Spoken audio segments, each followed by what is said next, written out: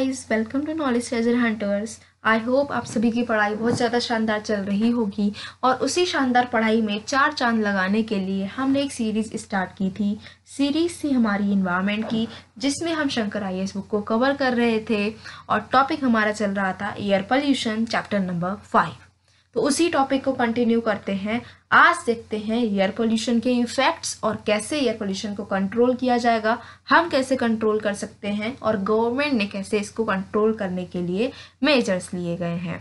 चलो पहले पढ़ते हैं एयर पोल्यूशन के इफेक्ट्स। भाई एयर पोल्यूशन के क्या क्या इफेक्ट्स होते हैं हमारे एटमॉस्फेयर पे और हमारी लाइफ पर।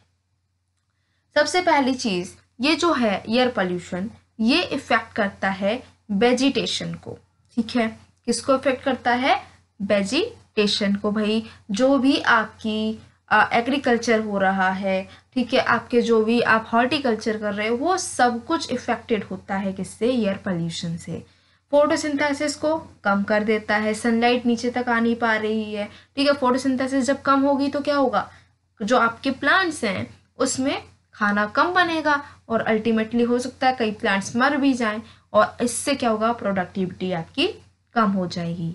नेक्स्ट इज सल्फर डाइऑक्साइड जो है, इससे क्या हो सकता है? Chlorosis, plasmolysis, plasmolysis, membrane damage and metabolic inhibition.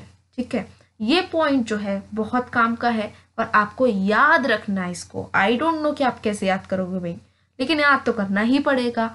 ठीक है, कैसे याद करना है? चलो एक बार और पढ़ लेते हैं इसको कि सल्फर डाइऑक्साइड जो है वो क्या कर सकती है? उसकी वजह से क्लोरोसिस हो सकता है, प्लास्मोलाइसिस हो सकता है, मेम्ब्रेन डैमेज हो सकती है और मेटाबॉलिक इनहिबिशन हो सकता है, CPMM। ठीक है, ये फिर है, ऐसे भी याद कर लो, CMPM। CM मतलब chlorosis and membrane damage, PM plasmolysis and metabolic inhibition. ठीक है, CMPM कौन कर रहा है? सल्फर डाइऑक्साइड कर रहा है।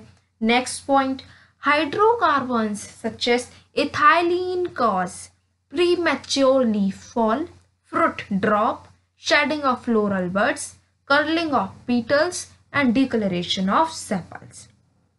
अब आपको एक चीज और याद रखनी है कि हाइड्रोकार्बन्स जो है, जैसे कि इथाइलिन हो गया, उसकी वजह से पहले ही, मतलब टाइम नहीं हुआ है लेकिन लीफ पहले ही शेड कर जाएगी, गिर जाएगी, पत्ता आपका पहले ही झड़ जाएगा पेड़ से।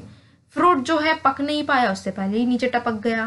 ठीक है, आपके जो फ्लोरल बड्स होती हैं, कलियां होती हैं प्लांट्स में ना, पहले ही फूल नहीं खिल पाया है, कली जो है वही नीचे टपक गई, फूल खिला ही नहीं। ठीक है, पीटल्स जो है फ्लावर की वो कर्ल हो गई हैं, या फिर जो सीपल्स हैं उनका कलर जो है वो चेंज हो गया है। ठीक, ये सब किससे हो रहा है? हाइड्रोकार्बन से या फिर इथाइलिन से। ठीक, ओजोन जो है वो क्या करती है? उससे होता है chlorenchyma and thus destructs the foliage of large number of plants. तो क्लोरेनकाइमा जो है ये कौन करता है? ओजोन करता है और इसकी वजह से बहुत ज़्यादा आपकी जो प्लांट्स जो है उसका फोलियाज डिस्ट्रक्ट हो जाता है, डैमेज हो जाता है। ठीक है, अब इसके इफेक्ट्स दिखते हैं एनिमल्स पर। एनिमल्स पे देखो एयर पोल्यूशन से बहुत सारे इफेक्ट्स होते हैं, ह्यूमंस पर भी होते हैं, रेस्पिरेटरी प्रॉब्लम्स हो जाती हैं। ठीक है, डिटोरेशन ऑफ मटेरियल्स, मटेरियल जो है वो, जैसे कि आपको पता ही है ताजमहल, ठीक है, डिकलरेशन उसका हो रहा है, वो पेलिंग हो रहा है उसका। या फिर आपने देखा होगा कि हमारे जो घर हैं उनके पेंट होता है फेड ऑफ हो जाता है। ठीक है, एक ब्लैकिश लेयर आ जाती है। ये सब जो है इनका क्या हो रहा है? एयर पोल्यूशन की वजह से हो रहा है। आपकी ज्वेलरी होती है उसका शाइन कम हो जाता है, ठीक है, रस्टिंग हो जाती है, ये सब एयर पोल्यूशन की वजह से हो रहा है। और एस्थेटिक लॉस, जब सारी चीजें डैमेज हो रही है तो जो ब्यूटी है, जो सीन आप देखने जाते सीनरी, वो आपकी डैमेज होने लगी है। ठीक है, अब जैसे दिल्ली है, अब दिल्ली में इतनी अच्छे अच्छे मॉन्यूमेंट्स हैं, इतनी अच्छी जगह हैं घूमने के लिए, लेकिन लोग जाना पसंद नहीं कर रहे हैं। क्यों? क्योंकि उनको पता है कि वहाँ की एयर क्वालिटी बहुत डैमेज्ड है, बहुत ज़्यादा खराब क्वालिटी हो गई है, हमारी हेल्थ पर इफेक्ट पड़ेगा। इसकी वजह से लोग जो है अवॉइड करने लगे हैं दिल्ली को विजिट करने से। तो क्या हो रहा है? एस्थेटिक लॉस हो रहा है। अब अभी हमने देखे थे कि इतने सारे इफेक्ट्स होते हैं एयर पोल्यूशन के, लेकिन वो सिर्फ इतने ही इफेक्ट्स नहीं हैं भाई, हम बचपन से एयर पोल्यूशन के बारे में पढ़ते आ रहे हैं, इससे ज़्यादा तो हमें खुद के ही बारे में, हमें खुद से ही हम जो है कई सारे इफेक्ट्स लिख सकते हैं। तो आपको ज़रूरत नहीं है कि आप वो सारे इफेक्ट्स याद भी करें, ठीक है। वो जो आपको वो ज़रूर याद करना है कि कौन सी केमिकल से कौन सी प्रॉब्लम हो रही है, बाकी आप अपने आप से भी बहुत सारे इफेक्ट्स को लिख सकते हैं, राइट। ज़रूरी थोड़ा ना जो बुक में लिखा हम वही लिखें, अपने आइडिया से उनको भी हम लिख सकते हैं। फिलहाल अब देखते हैं कंट्रोल मेजर्स कि हम एयर पोल्यूशन जो इतना ज़्यादा तबाही मचाए पड़ा है तो इसको हम कैसे रोक सकते हैं। दो तरीके से, एक तो पॉलिसीज़ के ज़रिए हम पॉलिसी बनाएं कई अच्छी, दूसरा है प्रिवेंटिव मेजर्स लेकर, ठीक है, खुद से बचाव करें। Selection of suitable fuel with low sulphur content and its efficient utilisation. मतलब क्या है कि हम ऐसे फ्यूल का यूज़ करें जिसमें सल्फर कम हो, ठीक है, और इफ़िशिएंटली इसको हम यूज़ करें। दूसरी चीज़, इंडस्ट्रियल प्रोसेसेस जो हैं इनको इस तरीके से मॉडिफाई कर दो कि जो इमिशन है वो कम से कम हो। Selection of suitable manufacturing sites and zoning, ठीक है, ऐसी जगह पर इंडस्ट्री लगाओ जहाँ पर लोग ना रहते हों, तो वहाँ पर अगर पॉल्यूशन हो भी रहा है तो आपके रेजिडेंशियल जो जगह हैं वो तो बची रहेंगी पॉल्यूशन से, ये हम कर सकते हैं। Destroying the pollutants by thermal और कैटालिस्टिक कंबशन। जो पॉल्यूटेंट्स हैं उनको हम कैसे डिस्ट्रॉय करें, थर्मल कंबशन से या फिर कैटालिस्टिक कंबशन से। Conversion of the pollutants to a less toxic form. जो पॉल्यूटेंट्स हैं उनको हम कम टॉक्सिक फॉर्म में ले आएँ, उनको कन्वर्ट कर दें ऐसे फॉर्म में जो ज़्यादा टॉक्सिक ना हो, ठीक है। पॉल्यूटेंट्स को कलेक्ट कर सकते हैं। बहुत अलग अलग तरीके के पॉल्यूटेंट्स जो हैं उनको अलग अलग मेथड से हम एलिमिनेट कर सकते हैं। कौन कौन से मेथड हैं आइए देखते हैं नेक्स्ट स्लाइड में। Control of particulate matter. आपने PM 2.5, PM10, 2.5 एंड 10, इन दोनों का नाम तो बहुत सुना होगा। अगर आप न्यूज़पेपर को फॉलो करते हैं, करंट अफेयर्स देखते हैं, देन आपको पता होगा PM 2.5, PM10 कितने डेंजरस हैं। और नहीं पता है तो अभी हमने पहले की वीडियोस में कवर कर ही चुके हैं उसके बारे में। तो ये जो PM है, पार्टिकुलेट मैटर, इसको कैसे कंट्रोल किया जाएगा। तो हमने जैसे अभी बात की थी कि अलग अलग मेथड से अलग अलग चीज़ को कंट्रोल करेंगे। तो पहले देखेंगे पार्टिकुलेट मैटर को किस तरीके से हम कंट्रोल कर सकते हैं। दो तरीके की डिवाइसेस का हम यूज़ कर सकते हैं, या तो अरेस्टर्स का यूज़ कर लें या फिर स्क्रबर्स का यूज़ कर लें। इन दोनों ही डिवाइसेस से हम क्या कर सकते हैं, पार्टिकुलेट मैटर को रिमूव कर सकते हैं, ठीक है, अपने ईयर से। अरेस्टर्स, इनसे क्या होता है, जो कंटामिनेटेड ईयर है इसमें से हम पार्टिकुलेट मैटर को सेपरेट कर लेते हैं। और स्क्रबर्स, इसमें क्या होता है कि आपका जो आपकी ईयर है, these are use to clean air, जो आपकी डस्ट है, गैसेस हैं, इनको हम अलग कर सकते हैं और हवा शुद्ध कर सकते हैं। कैसे करेंगे, जो पहले तो ड्राई पैकिंग मटेरियल से निकाला जाएगा, सूखे मटेरियल से, फिर गीले मटेरियल से, फिर सूखे गीले, इस तरीके से डस्ट और गैसेस जो आपको नहीं चाहिए वो सब अलग हो जाते हैं और आपकी जो एयर है वो प्यूरिफाई हो जाती है।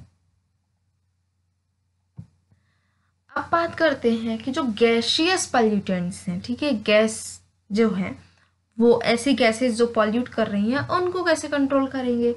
तो इनको हम कंट्रोल कर सकते हैं कंबशन से, एब्जॉर्प्शन से, ठीक है। कंबशन और एब्जॉर्प्शन से हम क्या कर सकते हैं, इसको अलग कर सकते हैं। Next is control of automobile exhaust. जो ऑटोमोबाइल एग्जॉस्ट है उसको कैसे कंट्रोल करोगे, जो व्हीकल्स से आपका जो गंदा धुआं निकलता है उसको कैसे कंट्रोल करेंगे। तो सबसे पहली बात, इंजन्स जो हैं वो इफिशिएंट होने चाहिए, ठीक है। कन्वर्टर फिल्टर्स का यूज़ करना चाहिए जो कि नाइट्रोजन ऑक्साइड को नाइट्रोजन में कन्वर्ट कर दे। गुड क्वालिटी के फ्यूल्स यूज़ करने चाहिए, लेड फ्री पेट्रोल यूज़ करना चाहिए और CNG का यूज हम कर सकते हैं। अब बात करते हैं गवर्नमेंट की इनिशिएटिव्स की, कि भाई वो तो चलो हम वो सब तो जो अभी तक हमने कंट्रोल मेजर्स देखे वो तो हम खुद भी कर सकते हैं, लेकिन गवर्नमेंट ने, हमारी सरकार ने क्या किया है इस एयर पोल्यूशन को कम करने के लिए। तो सबसे पहली चीज़ इन्होंने क्या करी कि national air quality monitoring programme को चलाया गया। कौन सा प्रोग्राम है भाई ये, इसका नाम है national air quality monitoring programme. नाम से ही पता चल रहा है कि नेशनल लेवल पर हवा की जो क्वालिटी है उसको मॉनिटर करने के लिए एक प्रोग्राम चलाया गया है। इसको कौन एग्जीक्यूट करता है? तो इसको एग्जीक्यूट करता है आपका इंडिया में central pollution control board, CPCB। नाम तो आपने सुना ही होगा, ठीक है। पोल्यूशन के बारे में इतना अगर हम रोज पढ़ते हैं न्यूज़पेपर में कि पोल्यूशन इतना पहुंच गया, इतना पहुंच गया, CPCB का नाम तो हम रोज सुनते ही रहते हैं। तो वो जो CPCB है वही इसको एग्जीक्यूट करती है। अब ये प्रोग्राम जो गवर्नमेंट ने चलाया है, तो आखिर क्यों चलाया गया है ये प्रोग्राम? कई सारे रीजंस हैं, जैसे कि जो आपकी एम्बिएंट एयर क्वालिटी है उसका स्टेटस कैसा है, एयर की क्वालिटी को चेक करने के लिए, ठीक है। फिर जो नेशनल एयर क्वालिटी स्टैंडर्ड्स जो हैं वो फॉलो हो रहे हैं कि नहीं हो रहे हैं उसको देखने के लिए। ऐसे कौन से सिटीज़ हैं जहाँ की एयर क्वालिटी अच्छी नहीं है उनको पहचानने के लिए। उसके बाद में कि कैसे जो एटमॉस्फेयर में हवा जो है वो नेचुरली क्लीन होती है उस प्रोसेस को जानने के लिए, और किस तरीके से हम एयर पोल्यूशन को कम कर सकते हैं, प्रिवेंट कर सकते हैं, ये भी जानने के लिए, मेजर्स लेने के लिए भी ये प्रोग्राम चलाया गया है। जो एनुअल एवरेज कंसंट्रेशन है आपके SOx की, ठीक है, सल्फ्यूरिक ऑक्साइड्स की एवरेज कंसंट्रेशन है पूरी साल भर में, वो कितनी होनी चाहिए? जो national ambient air quality standards ने बताई है उसकी लिमिट में ही होनी चाहिए। This reduction from earlier levels is due to various measures taken. अब ये जो आपका एवरेज कंसंट्रेशन है SOx की, ये कम क्यों हुई है? इसके पीछे बहुत सारे रीजंस हैं, बहुत सारे जो मेजर्स हमारी सरकार ने लिए हैं, जैसे कि जो पब्लिक ट्रांसपोर्टेशन है दिल्ली में, उसमें CNG का यूज़ हो, ठीक है, डीजल में सल्फर का कम यूज़ हो, ठीक है, कम कंसंट्रेशन हो डीजल में, LPG का यूज़ किया जा रहा है डोमेस्टिक फ्यूल में, ठीक है, कोल की जगह पर, या फिर आपका जो ट्रेडिशनल फायरवुड होता है, या फिर आपका जो काउ डंग केक्स हैं, इन सब की जगह पर LPG का यूज़ होने लगा है। तो इन सब चीज़ों की वजह से छोटे छोटे हमने स्टेप्स लिए हैं, इनकी वजह से जो पहले आपका सल्फ्यूरिक ऑक्साइड की लेवल होती थी वो अब कम हो गई है, ठीक। अ mixed trend is observed in NO2 levels due to various measures taken for vehicular pollution control, such as stricter vehicular emission norms being partially offset by increased NOx levels due to the use of CNG। अब जो nitrogen oxide है, nitrous oxide है, उसकी level भी कम हो रही है। क्यों? क्योंकि अब हमने क्या किया है, हमारे जो व्हीकल्स थे जिसमें पहले बेधड़क धुआं निकलता रहता था, स्मोक निकलता था, पॉल्यूशन बढ़ता जा रहा था और हम कोई स्टेप नहीं ले रहे थे। लेकिन जब हमने इतने सारे मेजर्स लिए, जैसे कि हमने बहुत सारे रूल्स बनाए हैं जो व्हीकल से इमिशन हो रहा है उसके लिए, ठीक है, उसके बाद में CNG का यूज़ हो रहा है, इन सब चीज़ों की वजह से ये लेवल थोड़ा डाउन हुआ है। सस्पेंडेड पार्टिकल्स की बात करें तो वो अभी भी मिल रहे हैं। देखो अभी आपने करंट अगर न्यूज़ देखी होंगी तो भी आपको पता होगा कि PM 2.5 कितना ज़्यादा मिलता है, ठीक है, दिल्ली में पर्टिकुलरली बहुत ज़्यादा मिल रहा है। तो ये अभी भी कंसर्न की बात है। Next is national air quality index. देखो एक अभी हमने पढ़ लिया है, ठीक है, नेशनल एयर क्वालिटी स्टैंडर्ड्स वाला जो था, अब क्या है, एयर क्वालिटी इंडेक्स है। नेशनल एयर क्वालिटी इंडेक्स को लाया गया था 2015 में, ठीक है, जिसमें 14 सिटीज़ की एयर क्वालिटी की क्या कंडीशन है, एयर की क्वालिटी कैसी है, इसके बारे में सारी इंफॉर्मेशन इकट्ठी की गई थी। एयर क्वालिटी इंडेक्स जो है इसमें 6 तरीके की एयर क्वालिटीज़ के बारे में बात की जाती है। तो आपको ये चीज़ याद रखनी है कि जो नेशनल एयर क्वालिटी इंडेक्स है इसमें 6 तरीके से एयर क्वालिटी को कैटेगराइज किया है। कौन कौन सी हैं? Good, satisfactory, moderately polluted, poor, very poor, severe. और ये जो सारे जो आपकी क्वालिटीज़ हैं, एयर क्वालिटीज़ हैं, जो कैटेगरीज डिवाइड की गई हैं, इनको अलग अलग कलर दे रखे हैं, ठीक है। अब इनका हेल्थ पर क्या इम्पैक्ट पड़ता है, इस बेसिस पर इनको कैटेगराइज कर रखा है।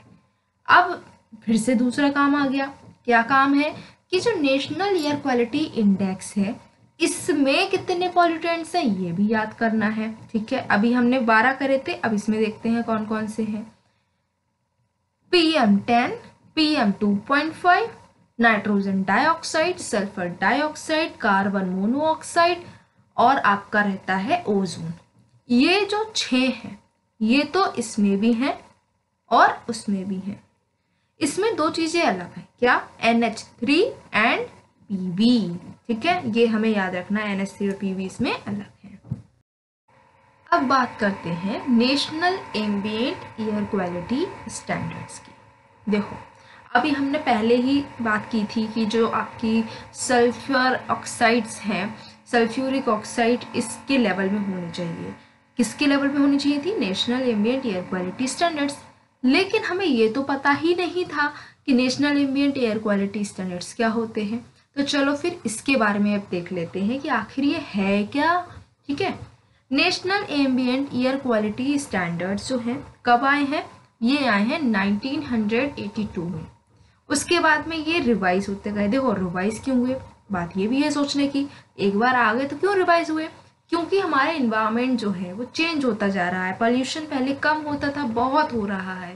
ठीक है, पहले लोगों के घर में एक अगर बाइक है तो बहुत है, लेकिन अब जितने लोग हैं सबको, किसी की स्कूटी है, किसी की बाइक है, अब तो कार का ट्रेंड चल रहा है, राइट। तो क्या हो रहा है, इतना सारा चेंजेस एकदम से हो रहा है लाइफ स्टाइल में, उसकी वजह से हमें स्टैंडर्ड्स भी अपने चेंज करने पड़ रहे हैं। तो पहले जो 1982 में स्टैंडर्ड्स फिक्स किए गए थे उनको फिर से रिवाइज किया 1994 में।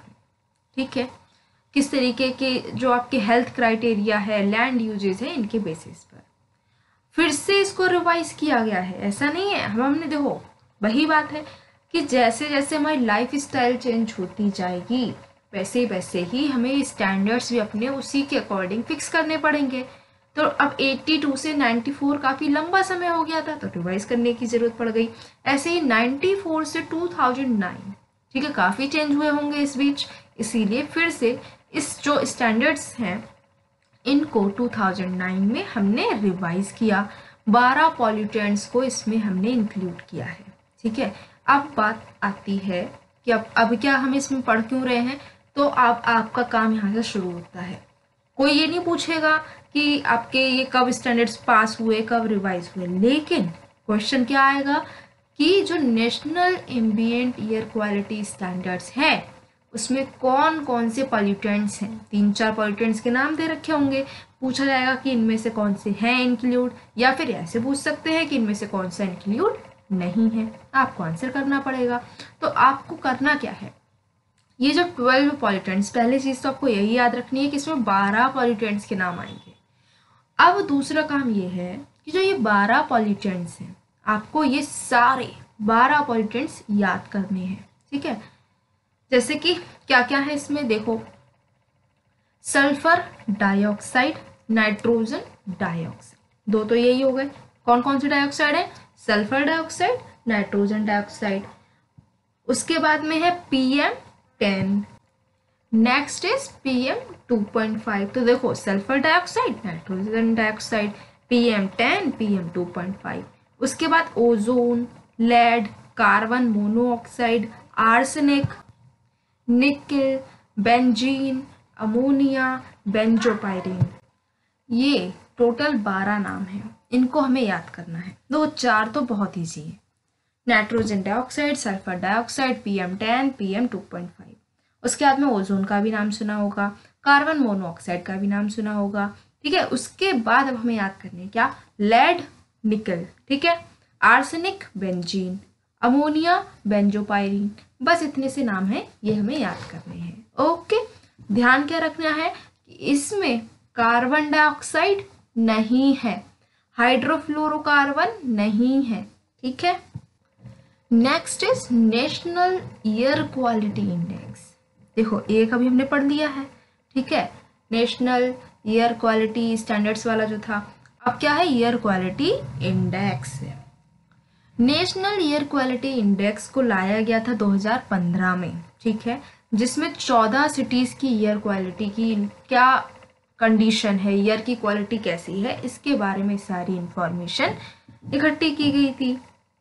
एयर क्वालिटी इंडेक्स जो है, इसमें 6 तरीके की एयर क्वालिटीज़ के बारे में बात की जाती है। तो आपको ये चीज़ याद रखनी है कि जो नेशनल एयर क्वालिटी इंडेक्स है, इसमें 6 तरीके से एयर क्वालिटी को कैटेगराइज किया है। कौन कौन सी हैं? Good, satisfactory, moderately polluted, poor, very poor, severe. और ये जो सारे जो आपकी क्वालिटीज़ हैं, एयर क्वालिटीज़ हैं, जो कैटेगरीज डिवाइड की गई हैं, इनको अलग अलग कलर दे रखे हैं, ठीक है। अब इनका हेल्थ पर क्या इम्पैक्ट पड़ता है, इस बेसिस पर इनको कैटेगराइज कर रखा है। अब फिर से दूसरा काम आ गया। क्या काम है कि जो नेशनल एयर क्वालिटी इंडेक्स है, इसमें कितने पॉल्यूटेंट्स हैं ये भी याद करना है, ठीक है। अभी हमने 12 करे थे, अब इसमें देखते हैं कौन कौन से हैं। PM10, PM2.5, nitrogen dioxide, sulphur dioxide, carbon monoxide और आपका रहता है ओजोन। ये जो 6 हैं, ये तो इसमें भी हैं और उसमें भी हैं। इसमें 2 चीजें अलग हैं, क्या? NH3 एंड PV, ठीक है, ये हमें याद रखना है, NH3 और PV इसमें अलग है। अब बात करनी है कि जो आपकी इंडिया है, ठीक है, हमारी इंडिया में एयर पोल्यूशन का क्या सीन है, कितनी आपकी सीवियर है, कहाँ कहाँ है, ये सब देख लेते हैं। तो इंडिया की जो एयर पोल्यूशन है, वो दुनिया में वर्स्ट एयर पोल्यूशन में से एक इंडिया में भी ऐसा ही एयर पोल्यूशन है, ठीक है। लोगों की जो लाइफ स्पैन है उसको इम्पैक्ट करता है।